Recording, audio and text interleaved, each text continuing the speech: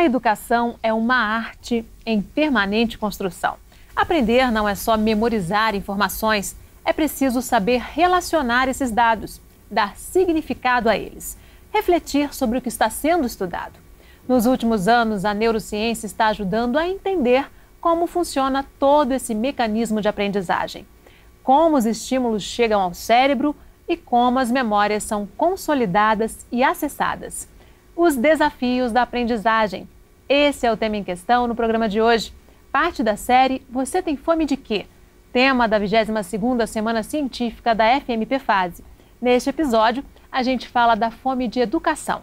Nosso convidado é o pesquisador da Fundação Oswaldo Cruz, Manuel Barral Neto, ele que é professor da Faculdade de Medicina da Bahia. Muito bem-vindo, obrigada pela participação. Obrigado. Nós aprendemos todos da mesma forma ou de formas diferentes? Por quê? Na verdade, eu acho que nós não fazemos nada exatamente igual. Nós somos diferentes como indivíduos e durante muito tempo a educação não tinha muito como lidar com isso e acabava homogeneizando muito, aliás, ainda hoje. Esse é um dos grandes desafios, entender essas diferenças individuais. Todos nós temos uma história de aprendizado e fora de aprendizado, temos experiências diferentes e temos ritmos diferentes, biológicos diferentes. Então é preciso entender essa diferença das pessoas e como é que as pessoas se relacionam com cada estímulo que recebem, para que a gente tenha uma educação realmente mais prazerosa para quem está aprendendo e mais efetiva do ponto de vista de utilizar de uma forma racional os conhecimentos. Qual o papel da memória na aprendizagem? Claramente é necessário. Sem memória seria muito difícil imaginar que a gente conseguisse juntar as coisas e modificar o nosso comportamento. Mas a memória em si, ela tem um papel limitado aí na educação. Só memorizar não vai resolver nosso problema. Quer dizer, só ter um recordatório de tudo que a gente fez, na verdade isso pode ser um grande problema. Se a gente não conseguir selecionar bem o que a gente precisa e não precisa, se a gente começasse a acumular todo o estímulo que a gente recebe, isso também seria impossível de viver. Então, claramente tem um mecanismo muito mais sofisticado de como aprender, como guardar informação útil e como relacionar essas informações na hora que a necessidade aparece. E aí, se a nova informação está associada a uma memória prévia, né, que já existia, ela fica mais eficiente? Muito mais eficiente, quer dizer, é preciso relacionar a necessidade do momento, da situação, do desafio, do problema a ser enfrentado, com o que você já conhece, não necessariamente que conheceu com a intenção exatamente daquela situação. Mas como você pode relacionar vários dos seus conhecimentos prévios para resolver algumas questões. E a motivação? Então, essa é o grande desafio. Hoje, na verdade, nós temos um estímulo imenso, né? É muito mais fácil hoje você ser estimulado a várias informações, né? Informações úteis, menos úteis, informações verdadeiras, informações não verdadeiras. Então, a primeira grande desafio é selecionar que informações realmente, que grau de confiança você dá na informação, que grau de necessidade você tem daquela informação em determinada situação e como você organizar. Essa gestão da informação para você processar é uma parte importante do aprendizado. Nós precisamos selecionar, né? Então, nessa seleção está grande parte do sucesso. O senso crítico, né? Exatamente. Desenvolver o senso crítico. Então, se a gente pensa, mudou muito a disponibilidade das informações para as pessoas, né? Há algum tempo atrás, o acesso à informação era crítico, pouca gente tinha informação. Era necessário realmente se deslocar para que alguém que lia o livro, estou falando já de bastante tempo atrás, quem tinha acesso aos livros, os livros eram raros. Então depois os livros ficaram um pouco mais populares, as revistas ficaram mais populares e hoje, na verdade, você não precisa mais nem de livro e revista fisicamente com você. Você tá tudo a um clique, né? Exatamente, você pode ter essa informação de uma forma muito rápida, em qualquer local. Então, o acesso à informação diminuiu muito a diferença entre as pessoas, né? As informações estão disponíveis, em grande parte. Ainda em algumas comunidades, algumas situações, a própria informação ainda pode ser um fator limitante, mas digamos, não é mais o grande elemento da limitação, não está no acesso à informação, está no processar da informação. Então, cada vez mais a gente tem que entender que o que a gente precisa estimular não é a memorização de curto prazo. Porque isso vai estar muito facilmente disponível para recuperar essa informação se a pessoa não lembrar ali no momento. É muito mais saber que você precisa daquela informação e quando você obtiver, como você vai trabalhar essa informação de uma forma útil. E isso as pessoas são muito diferentes, né? Então é aí que eu acho que está o grande estímulo a repensar a educação. A gente continua se comportando como a grande limitação fosse a informação, a gente traz várias pessoas para um determinado espaço para falar para elas.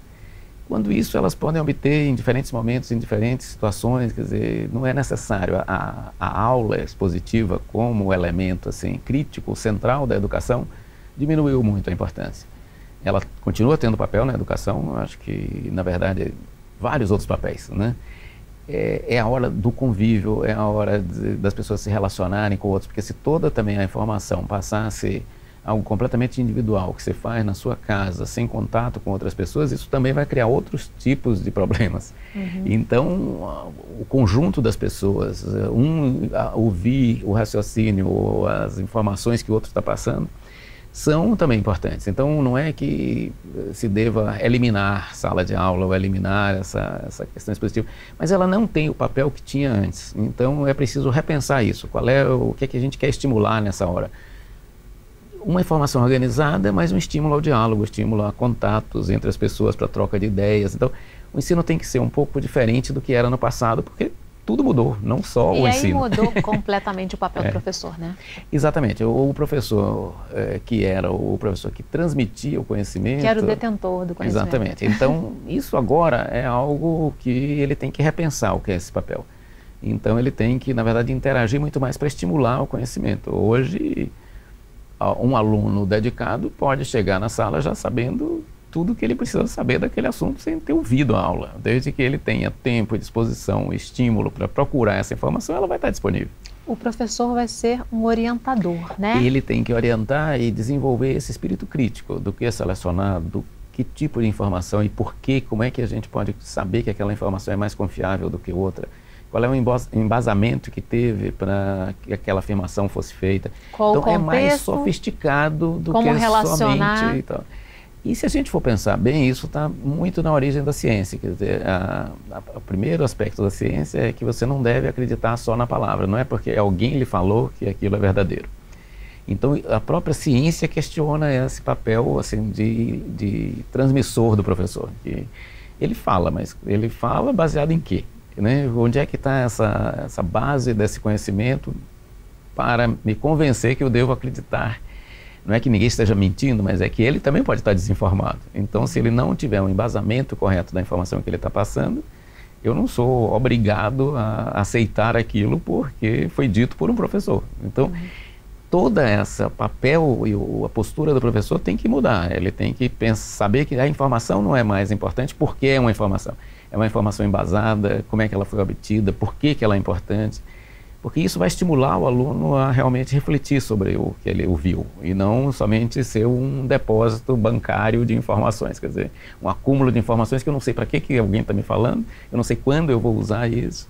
Então, o ensino tem que ser muito mais dinâmico do que ele foi há algum tempo atrás. Na verdade, o ensino de hoje ainda é calcado lá nas bases do século XIX, né? Exatamente. O ensino evoluiu menos do que vários outros aspectos da sociedade. A gente ainda continua com o modelo antigo. E aí a gente tem toda uma geração de novos alunos já hiperconectados e professores não preparados para essa realidade, né? Exatamente. É uma corrida quanto tempo, né, para preparar? E vários países já estão tomando providências quanto a isso, né? Então, mudar o ensino, capacitar bem os professores para esse novo papel e estimular, na verdade, que as pessoas não necessariamente venham todas para a sala de aula num momento crítico, etc., um momento em que aquilo vai ser oferecido, mas oferecer formas diferentes de ensino. As pessoas são diferentes e é preciso que a gente reconheça isso e estimule capacidade de maneira diferente, né? E aí tem que mudar a formação dos professores também para que eles sejam preparados para essa nova realidade, né? Exatamente. E se a gente pensa muito assim na questão do ensino superior, é necessário que também essa modificação aconteça antes. Não pode ser uma mudança só do ensino superior. Né? Se você estimula pouco a criança e depois o adolescente em todo o processo de aprendizado, se o processo de aprendizado é um processo mais passivo para ele, é a informação que ele recebe, memoriza depois e depois faz provas, faz exames, isso não vai ser mais estimulante no mundo de hoje. Então ele chega muito desestimulado na universidade, e com isso é um desafio maior ainda para o professor universitário de tirar ele dessa inércia para levar um momento mais consequente de aprendizado, mais ativo, né?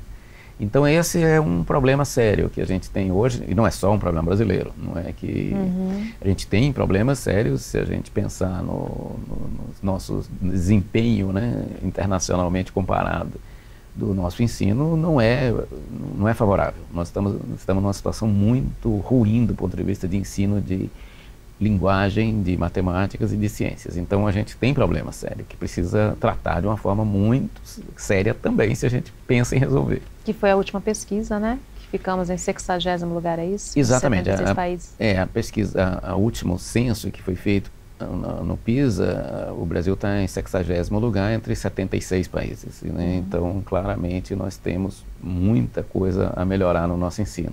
E a gente está falando numa avaliação que é avaliação muito de aspectos fundamentais, né? De uma comunicação, de linguagem, sem isso é impossível a vida, não é só o ensino, mas é impossível a vida em comunidade.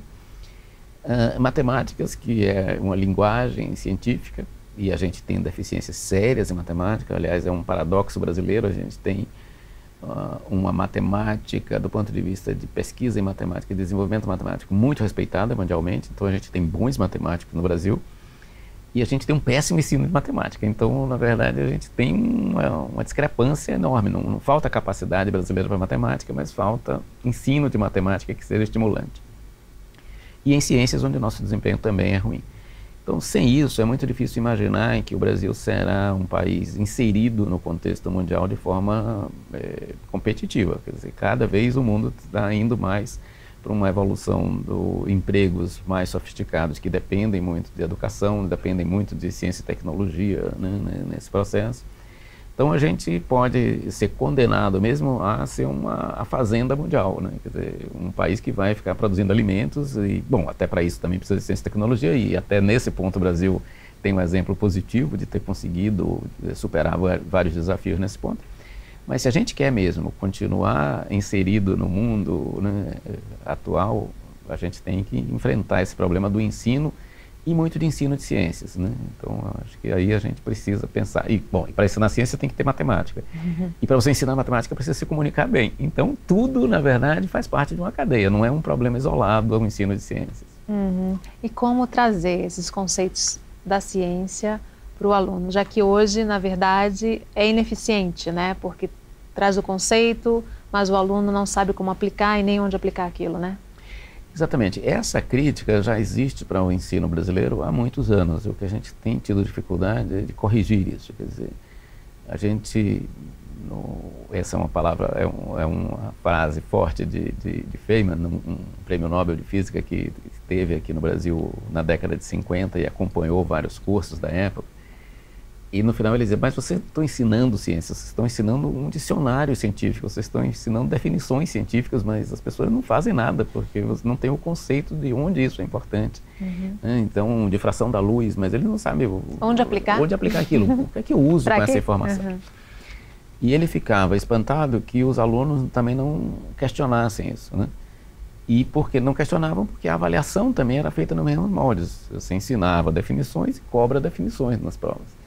Então, com isso, as pessoas pensam que o sistema está funcionando, porque você vai bem na avaliação e, com isso, você não resolve o problema do país, mas dá uma aparência. E não tem nenhuma má intenção nessa história. Quer dizer, ninguém está fazendo uma prova que não exige, né, um conhecimento mais aplicado para esconder nada. É porque o sistema está todo desviado. Quer dizer, o foco dele é uma avaliação e não, na verdade, o desempenho em determinados aspectos. A gente vai falar um pouquinho mais sobre isso daqui a pouco. Vamos fazer um rápido intervalo. No próximo bloco, a gente continua falando sobre os desafios da aprendizagem.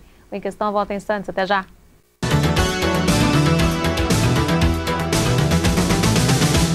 Em Questão. Oferecimento Viterbo Estofados. Nossos móveis, seu estilo. Em Questão, Oferecimento Viterbo Estofados. Nossos móveis, seu estilo.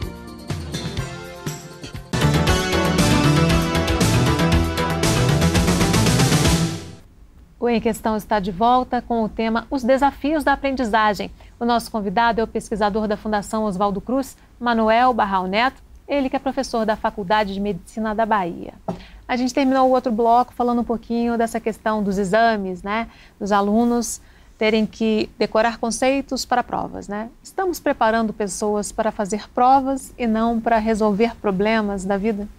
Esse é um risco real, que na verdade os alunos estejam sendo capacitados para resolver uma prova que é razoavelmente artificial para o que a gente precisa, que é... Na vida real. A vida real, você saber usar aquele conhecimento para resolver situações, problemas de diversa natureza. A gente não está falando só grandes questões científicas, mas está falando questões, às vezes, de entender por que um negócio está dando mal. Você tem que usar um método para identificar onde é que está o problema, por que o seu negócio não está dando o lucro necessário para poder tomar. A própria matemática básica. Então, na verdade, quer dizer, você aprender a resolver problemas é parte da nossa vida, quer dizer, enfrentar os desafios e é isso que precisa de ser, a pessoa precisa se desempenhar bem assim, não interessa só ter o conhecimento para responder, se perguntado como é que você administra um negócio. Então ele vai saber algumas coisas, mas ele depois, na hora que ele enfrenta o problema, ele não tem mesmo... Então esse desafio é extremamente importante para nós. E tem um exemplo, até aproveitando o seu nome de Fátima, né? Quer dizer, tem um exemplo importante de um grupo de professores nos Estados Unidos que tentou justamente estudar de uma forma qualitativa por que alguns estudantes tinham bons desempenhos escolares e entender isso. E eles buscaram, então, várias pessoas que tinham bom desempenho e, no final, na publicação, eles fizeram até uma menção específica às regras de Fátima, porque era uma aluna chamada Fátima, que era excelente aluna, tinha desempenho em várias disciplinas. E quando eles voltaram para conversar com ela, como fizeram com outras pessoas, o caso dela foi apenas mais assim, significativo a ponto de merecer essa menção, ela não tinha mais esse desempenho bom, né? Ela não tinha retido esse conhecimento, quer dizer, ela não se lembrava mais por que nas coisas de física ela tinha ido bem, quer dizer. E então, quando se questionou a primeira coisa, ela está usando formas artificiais, ela está enganando nos exames, ela está colando, e não era isso. Então, ou pelo menos não tinha nenhuma evidência que fosse isso. E perguntada, ela disse, não, é muito simples, eu presto muita atenção nas aulas. E tudo que vai cair na prova, o professor fala de uma forma diferente, ele dá mais ênfase, ele fala mais alto, então eu sei exatamente o que vai cair, então eu estudo bem isso e tal. Então repare que, na verdade, quer dizer, esse é um exemplo muito radical, mas ilustra bem o que pode estar acontecendo, quer dizer, o que você está realmente avaliando é se você faz bem prova. O método que você consegue fazer bem a prova varia. E, no caso dela era uma percepção que é uma forma de inteligência muito clara, porque seguramente os professores não transmitem essa importância de forma uniforme. Então ela percebia em cada pessoa... Ela tinha uma sensibilidade de perceber. Que não é... Quer dizer, isso mostra que ela tem uma chance muito grande de se dar bem em várias outras coisas. Não tem nenhum problema com ela. Ela tem uma habilidade importante para a sobrevivência. Ela consegue perceber e selecionar a informação de uma forma muito crítica. Então, não é uma crítica à Fátima, é uma crítica à forma de ensino. Que, não na verdade, isso que você precisa. Muitas escolas hoje fazem isso. Exatamente. Preparam para provas. Preparam para a prova. Então, essa é um dos elementos que tem que ser quebrado. Quer dizer, as provas têm que ser repensadas. O que é que eu estou querendo fazer nessa avaliação? O que é que eu quero realmente avaliar? Escolas de ensino médio que preparam para o vestibular. Exatamente. Não tem a preocupação com... O próprio vestibular já é um estímulo a essa coisa. São perguntas, desafio a olhar as provas de vestibular recente e você vai ver perguntas que não fazem o menor sentido. Para que está se perguntando aquilo? Qual é a importância desse conhecimento para alguém entrar num curso superior? Quer dizer, por que essa pergunta está sendo feita aqui? Independente de ela ser uma pergunta bem feita ou mal feita do ponto de vista técnico, mas ela não tem o objetivo de perguntar aquilo, já é questionável. Ela não tem significado para a vida da pessoa. Então, tem muita coisa que tem que ser repensado, porque a gente está fazendo um exame completamente artificial, porque faltavam, né, vagas no ensino superior.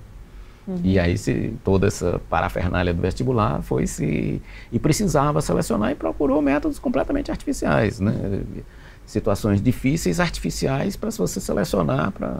E foi gerando essa deformação em cadeia, né? E foi deformando. Aí o ensino médio se adaptou para isso, porque o desempenho da escola era medido por aprovação no vestibular, então ele ensinava também de uma forma deformada.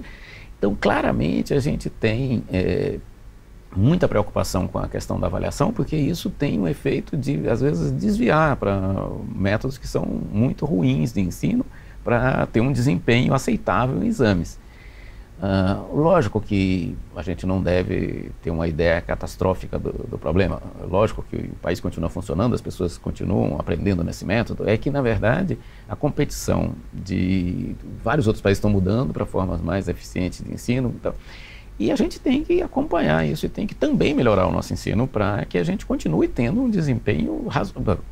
Claramente, a gente não está tendo bom desempenho educacional. E o índice de analfabetismo funcional no Brasil é altíssimo, né? Exatamente. É lógico que, de novo, não é um problema só brasileiro, é um problema que muitos países enfrentam, né? Então, países, às vezes, desenvolvidos têm problemas. Não é, assim, uma catástrofe, mas a gente tem que cuidar logo antes que ela seja realmente uma catástrofe. Para retomar o caminho, né? Exatamente. A gente tem que melhorar, tem muita coisa a ser feita e essas medidas têm que ser tomadas. Um desses problemas é esse conhecimento compartimentado, né? Fragmentado.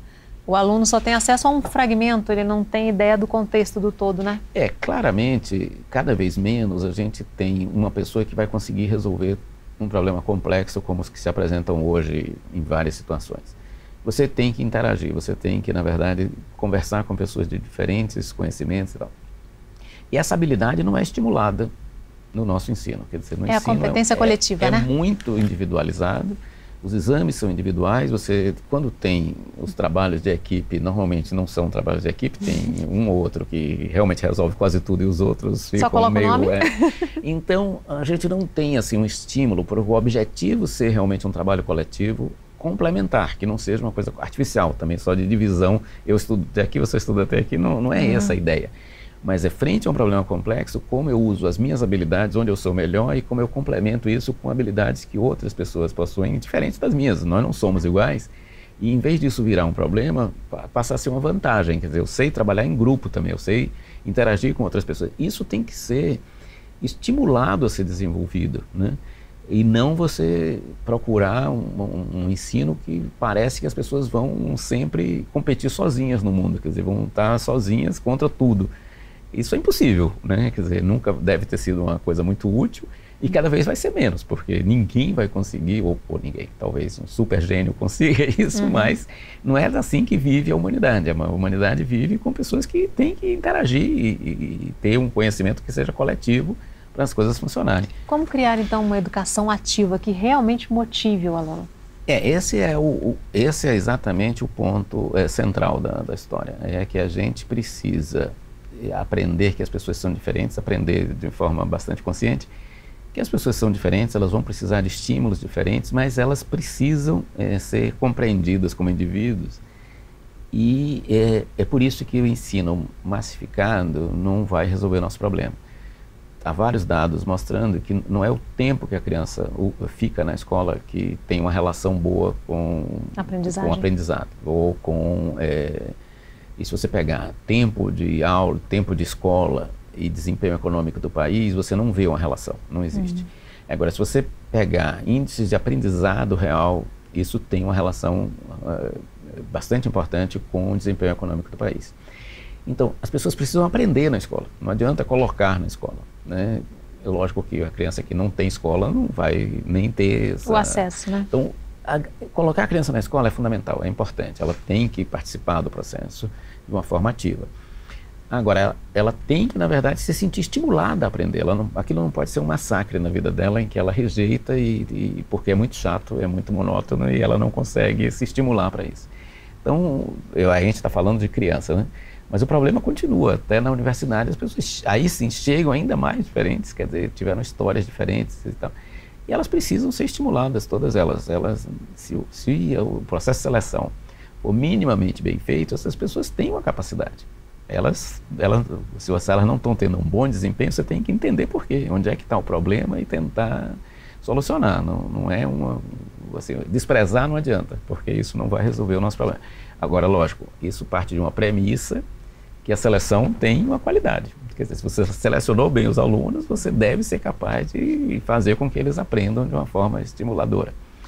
E o outro ponto é o seguinte, quando a gente faz a crítica do ensino assim, menos ativo, a gente não deve esquecer que há experiências hoje, aliás, muito frequentes no Brasil, de ensino que é feito ativo, dentro da escola médica, praticamente em toda a escola médica de qualidade. A partir de determinado ponto, o ensino é muito ativo. Você aprende vendo casos reais, você aprende examinando pessoas, você aprende com um caso clínico de alguém. Com a experiência, né? Então, isso é vida real. Você tem um problema na sua frente e você tem que usar o seu conhecimento, ou pelo menos saber o que é que você precisa obter de conhecimento, para você ter uma conduta frente àquele caso. Então, isso é uma resolução real de problema. Então, a partir desse ponto, e normalmente são turmas pequenas, porque é impossível você imaginar que você vai submeter um paciente ao exame de 40 pessoas. Então, as turmas, nesse ponto, elas têm que ser turmas pequenas, para que, na verdade, não sejam uma... Então, esse tipo de ensino já existe. A gente não está reinventando a roda. Uhum. E é por isso que o curso médico funciona, porque, na verdade, ele já tem uma boa parte dele já é feito numa metodologia que não é uma metodologia só de você estudar. Não adianta você estudar tudo sobre tiroidite e ser um especialista em responder prova de tiroidite e depois não saber reconhecer a queixa do paciente, não saber examinar o paciente, não saber interpretar o exame. Então, isso é algo que... Não saber ouvir o paciente. Exatamente. Então, claramente, é você, frente a uma situação real, você usar o seu conhecimento para saber o seu comportamento frente àquilo. Que intervenção, que conselhos você vai dar, Então, tudo isso é importante da gente reconhecer. O ensino precisa melhorar muito, mas ele não está no zero. Ele tem um ponto importante que a gente deve começar a estimular.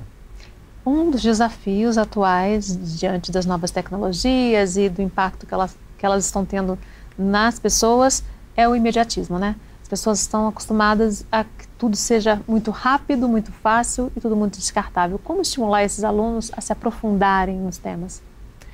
Essa é uma situação realmente, de novo, a facilidade da obtenção da informação leva a uma dispersão, né? Você tem, todo momento você pode consultar alguma coisa, você pode ter uma quantidade enorme de estímulos. E o risco da superficialidade. Isso leva a um perigo de você pensar que resolveu o problema de uma forma muito superficialmente fácil. Então, essa é uma situação que, de novo, se a gente bota frente a um problema real, isso não vai resolver. Uhum. E aí a pessoa começa a sentir a limitação desse método de uma forma realmente concreta. O método não vai resolver isso. Se for para responder uma prova, talvez ele encontre a resposta. Uhum. Mas se for para resolver um problema mesmo, ele vai ter que fazer mais consultas a partir daquilo, porque não dá uma explicação. E, de novo, o papel do professor como de um facilitador desse processo e não como um transmissor mero de conhecimento é importante. Quer dizer, ele ajudar o aluno a perceber, fazer ele mesmo fazer essa crítica da superficialidade da abordagem, etc. E de que ele precisa obter mais informação, como é que depois de obter a informação ele vai selecionar essa informação. Para você ter uma ideia, se você hoje pegar quantos artigos foram publicados hoje sobre diabetes, eu diria que não foram menos do que 15 a 20 artigos publicados no dia de hoje só sobre diabetes. Uhum. É impossível você ler tudo que é publicado em diabetes. Então, você teria que, se você for ler tudo que diabetes, você teria que ler todos os dias da sua vida isso, e você não vai precisar de toda essa informação e não vai depois ter como usar. E para você ler bem um artigo, você gasta um tempo, isso você passaria só a ser leitor de artigo e não faria mais nada na sua vida. Então, claramente, você tem que selecionar, e eu estou falando de artigo científico, fora as outras informações todas que vêm, né? Então, claramente, a gente tem um elemento importante do aprendizado hoje, que é seleção, do que você realmente precisa. Como é que você seleciona? Como é que eu confio mais nessa informação? Que informação eu preciso na hora que eu estou lidando com isso? Então, é claramente essa coisa do aprender o ensino hoje num mundo de excesso de informação. É importante a gente ter conceitos, ter prioridades, ter uma seleção bem feita e ter escolhas, né? Então, esse é um problema central do ensino. Ok, vamos fazer mais um rápido intervalo. No próximo bloco a gente continua falando sobre os desafios da aprendizagem. O Em Questão volta em instantes. Até já!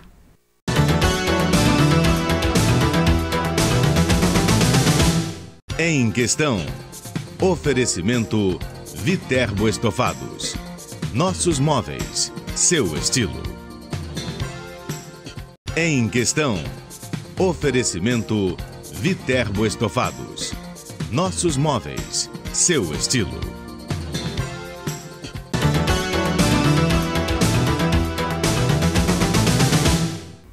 O Em Questão está de volta com o tema Os Desafios da Aprendizagem. Nosso convidado é o pesquisador da Fundação Oswaldo Cruz, Manuel Barral Neto, ele que é professor da Faculdade de Medicina da Bahia.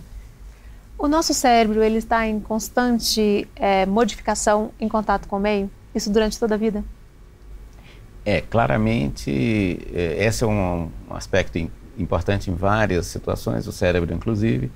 Quanto disso é hereditário, quanto do nosso desempenho é herdado biologicamente, quanto é estimulado pelo ambiente. E nenhum dos dois é completamente predominante, as duas coisas são muito importantes. É evidentemente que, claramente, a gente tem, em algumas situações, uma observação mais fácil de algo hereditário, mas mesmo quando a gente pensa que a hereditariedade é muito forte, isso varia, né? Então, há estudos recentes mostrando claramente que aspectos como nutrição influenciam a nossa plasticidade cerebral, que áreas se desenvolvem. E quando a gente fala em desnutrição, lógico que claramente o primeiro aspecto é o fato de não ter a comida suficiente. Isso é um desafio ainda em muitas partes do mundo, né? Fornecer alimentação em quantidade e qualidade suficiente para as pessoas terem um desenvolvimento normal. Isso afeta claramente o cérebro. Mas, e isso não é genético, isso é completamente dependente do meio. Uhum. É biológico, mas não é hereditário. Uhum. Mas também a desnutrição, e aí é mais sutil, existe na forma de se alimentar. Não é o acesso à comida, não é a disponibilidade da comida.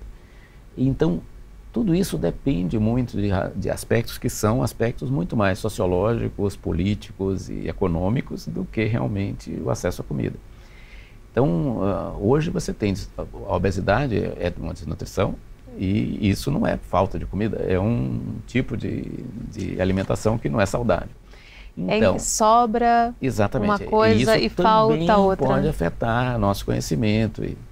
Então, claramente, a gente tem que pensar muito, assim, não dicotomizar o que é biológico, hereditário e o que é ambiente. Tem muita coisa de ambiente que a gente não sabe ainda, essa influência. E aí, dentro do ambiente, como criar ambientes estimulantes também? Exatamente. Então, claramente, esses aspectos, está claro, há muito tempo se conhece, por estudos epidemiológicos, que o fator mais importante no ponto de vista de saúde da criança pequena é o nível de escolaridade da mãe.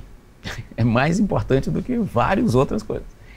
Então, isso é algo assim, é tão importante quase como aleitamento, quase como vacinação, comparando com tudo isso. É o estímulo já dentro de casa? Então, é o estímulo dentro de casa. Quer dizer, se a mãe tem um nível de informação mais elaborada, a criança já recebe um estímulo desde cedo para se comportar de forma diferente, etc. Então, isso tem um reflexo na saúde dela mais importante do que o ambiente. E na aprendizagem comparando também. Crianças que vivem em ambientes semelhantes, o nível de escolaridade da mãe se destaca como uma... Então, a educação é muito mais do que o que a gente pensa do ponto de vista de desempenho das crianças. Quer dizer, não é a educação formal na escola só que a gente está falando, é uma educação formal de uma geração anterior, inclusive, como isso se reflete. Então, a gente tem que pensar esse processo de uma forma muito mais complexa do que o que a gente pensa hoje. Quer dizer, não é só desnutrição, falta de alimentação, até porque a ciência já resolveu esse problema. Hoje, na verdade, sobra comida no mundo. Mas muita não gente chega passa fome, todos, não é por falta de alimento, é por falta de acesso ao alimento. Mas a quantidade seria suficiente? A quantidade que a gente produz, na verdade, os países europeus e os Estados Unidos, eles pagam incentivo aos agricultores para não produzir, porque se eles produzissem tudo que eles têm possibilidade de produzir, sobraria muito alimento na Europa e nos Estados Unidos e o preço cairia e seria um processo econômico muito complicado. Então tem gente hoje vivendo de não plantar, vivendo para não usar a terra seu potencial completo. Então a ciência resolveu o problema da alimentação, mas a política não resolveu, quer dizer, a gente não tem ainda como alimentar todo mundo, etc. Então não é só um problema de ciência. Quando a gente pensa em problemas mundiais, é por isso que eu digo que a gente tem que começar a ser capacitado em conversar com as pessoas de diferentes áreas. É esse, quer dizer, não adianta só resolver o problema do ponto de vista científico, isso não vai necessariamente resolver o problema. Sem isso, talvez não adiantasse intenções, mas assim, depois que a ciência age, e nos casos em que ela é bem sucedida rapidamente, que não são todos, também não vamos endeusar a ciência, né?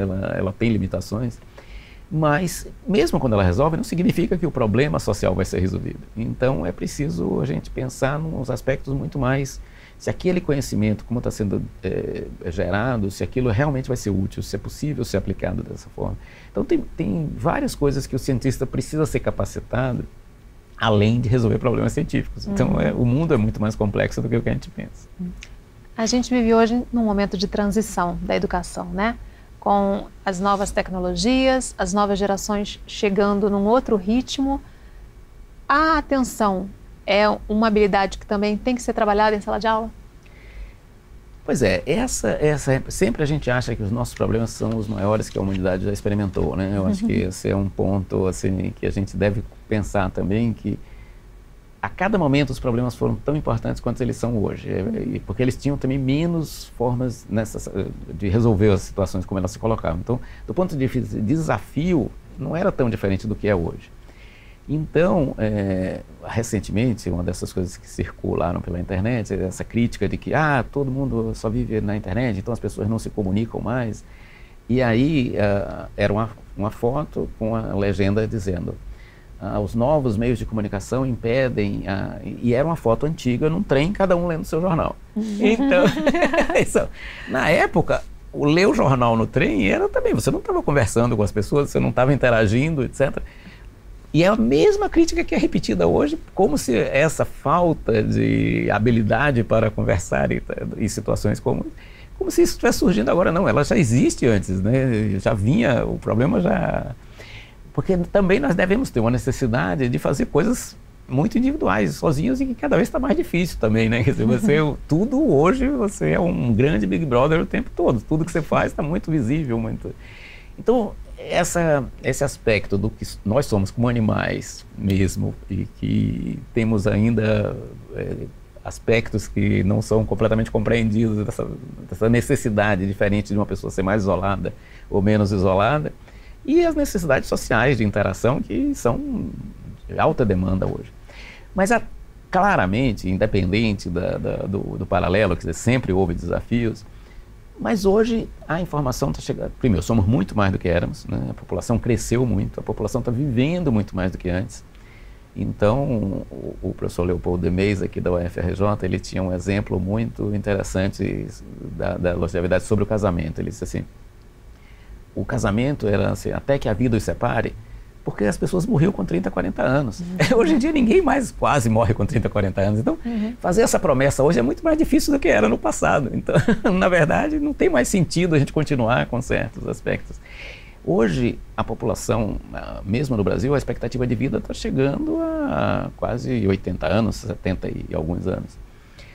O que poucos anos atrás, 30, 40 anos atrás, a expectativa era 10, 20 anos menos do que isso. Então as pessoas estão vivendo muito mais, e isso também tem desafios, né? As pessoas realmente chegam com uma qualidade de vida razoável, muitas delas são pessoas que estão com 80 anos hoje no Brasil, e completamente ativas intelectualmente, né? Fisicamente também, com boa mobilidade, que era algo que, algum tempo atrás, uma pessoa de 80 anos era algo assim, já fora do padrão completo, né? Então, claramente, a gente tem que se adaptar para tudo isso. Quer dizer, como é que a gente vai também manter essa vida social das pessoas e essa necessidade de aprender, e como é que essas pessoas mais velhas vão participar desse processo? Né? Elas não podem... A gente está falando muito dos jovens e dos alunos, mas tem uma necessidade também de tratar da nossa população de adultos com idade mais avançada, e que está aumentando muito no Brasil. Então, elas precisam de estímulo também intelectual, porque senão a gente vai ter um problema enorme de velhos que ficam abandonados e não contribuem para a sociedade, apesar de estarem bastante aptos biologicamente para isso. Então, claramente, e também tem um reflexo sobre emprego, né? Quer dizer, essas pessoas, agora a demanda de emprego fica mais longa, ninguém mais quer se aposentar ou pode. Querer, eu acho que muita gente ainda quer, mas nem todo mundo pode se aposentar tão cedo. Então, todas essas situações são situações decorrentes do nosso avanço científico, né? Quer dizer, a gente passou de viver pouco para viver muito, como morre menos, também se reproduz mais e tem mais gente no mundo todo. Então, tudo isso está, assim, é preciso repensar essa ética toda do processo, onde a educação está inserida, né? A gente está se afastando um pouco da educação, está falando mais de ciência, mas é esse processo todo que a gente está vivendo influencia bastante a educação. Quer dizer, até pouco tempo atrás, até mais ou menos um tempo atrás, o médico era um médico de consultório, ele era treinado na faculdade para abrir um consultório e receber pacientes, etc. Essa realidade hoje já praticamente não existe, mesmo que ele atenda em consultório, vai ser com um plano de saúde, etc. Mas o que é que ele foi capacitado na escola médica para esse aspecto? Como é que ele negocia com plano de saúde? Essa parte aí parece que não existe na medicina e, no entanto, a vida profissional dele vai exigir isso. Ele se forma para um médico como se fosse um médico ainda do final do século XIX, começo do século XX, que vai ter seu consultório e vai ser um profissional liberal, quando hoje ele vai ser empregado de alguém. É muito raro, principalmente no início da carreira, né? Então, isso não é obrigação da escola capacitar ele para enfrentar essa... Então, a educação toda tem que ser repensada nesse novo modelo social que a gente vive. E você falou aí na educação continuada, né? Que é um conceito que foi surgindo ao longo dos anos, que lá atrás as pessoas estudavam, faziam o seu ensino médio ou a sua faculdade e parava ali. Hoje é preciso continuar estudando, já se tem a noção disso, né? Exatamente. A educação, ela era, na verdade, o pacote educacional assim, compacto, ela era dado, aquilo, a informação mudava num ritmo mais lento do que hoje, então aquilo tinha uma duração que estava mais ou menos na hora da pessoa se aposentar. Então ele conseguia, depois, já há algum tempo, se notou que as pessoas estavam recebendo, as mudanças estavam ocorrendo na informação de uma forma mais acelerada. Então o que você saía da escola, 5 anos depois já estava tudo diferente. Quer dizer, 5 anos depois a medicina já tinha mudado, a conduta era diferente, apareceram novos exames que nem se falou no curso. Então, e assim nas demais áreas também. O curso médico já não tinha uma duração de 20 anos, né? Para você continuar um bom médico, você tinha que fazer uma educação continuada. E se a gente somar isso com o fato de que as pessoas estão vivendo mais, quer dizer, a vida profissional também esticou. Então, esse é um outro campo que as escolas têm que se preparar para manter essas pessoas com interesse de estudar e se manter atualizadas durante o período pós-escola, né? Porque na escola até o desafio é uma obrigação, a pessoa precisa daquilo para obter um diploma que vai dar uma certificação para exercer a profissão. Mas e depois? Quer dizer, aqueles que não se capacitam, quanto eles estão fazendo de problemas para a sociedade por não estar acompanhando a evolução, etc. E eles não são mais, pelo menos legalmente, obrigados a fazer isso, né? Isso vai depender muito da gente conseguir estimular essa população para querer estar atualizado. E não vai ser, de novo, botando em escola em tempo integral e exigindo. A gente vai ter que ser muito mais atraente no nosso ensino, e que as pessoas sintam esse prazer de manter a sua informação atualizada. Esse é um desafio que, claramente, a escola médica nem ainda se coloca de uma forma imperativa, porque não existe imperativo legal, mas todas elas estão percebendo que é necessário trabalhar nesse segmento pós-escola, né? Quer dizer, na educação médica continuada. Mas eu estou falando médica porque é o contexto que a gente está falando aqui, mas, na verdade, o ensino em geral, isso acontece, né? Talvez em alguma área a informação seja um pouco menos rápida de transformação. Eu duvido até, eu acho que isso está acontecendo em praticamente todas as áreas, mas é possível imaginar que o ritmo dessa capacitação não seja igual em todas as áreas, a necessidade da capacitação não seja... Mas todas elas vão exigir essa capacitação. As pessoas se formam menos de 30 anos e vão trabalhar até 70. nenhum curso dura 40 anos mais, quer dizer, nenhum curso, você não sai capacitado a exercer sua profissão daqui a 40 anos. Quais os caminhos, então, para a educação, para a aprendizagem? Esses caminhos, eles serão necessariamente diferentes, né? Então, seria irreal pensar, por exemplo, que a gente pode copiar modelos já desenvolvidos em outros países. Isso claramente não vai resolver, a cultura é diferente. Mas lógico que a gente deve ver países que estão avançando muito nessa questão da educação para a gente entender melhor o processo. Não é uma cópia, mas lógico, tudo a gente faz assim. Você tem, um compartilhamento. Você tem que ver as boas experiências e saber como é que você adapta para a sua realidade, para as suas possibilidades. Mas claramente esse é um aspecto. E segundo, além do país, ainda tem a questão regional e tem a questão das próprias instituições. Todo mundo, da mesma forma que as pessoas têm uma história, as instituições têm histórias. E elas não conseguem fazer isso no mesmo ritmo e da mesma forma. Então, esses planos também terão que ser individualizados, mas o desafio tem que ser colocado para todas elas. O desafio da melhora do ensino, no estímulo mais claro para os jovens, mas também depois a educação continuada. Agora, como cada uma vai resolver isso, será muito diferente, mas a capacitação dos professores, tutores, é fundamental. Eu acho que esse, na verdade, é o elemento central da história. O jovem, ele chega ainda no Brasil e em vários países, até rejeitando inicialmente o ensino mais ativo, mas ele se adapta muito mais rápido. Mas os próprios professores também têm que estar capacitados a fazer o ensino ativo. De novo, não estamos inventando a roda, já existe isso em várias escolas, já existe isso em segmentos dos cursos. É começar, na verdade, a disseminar essa cultura que aquela parte do ensino que não está estimulante precisa se tornar. Ok, infelizmente nosso tempo terminou. Eu agradeço a participação do professor Manuel Barral e a gente tem um encontro marcado no próximo Em Questão. Espero você. Até lá.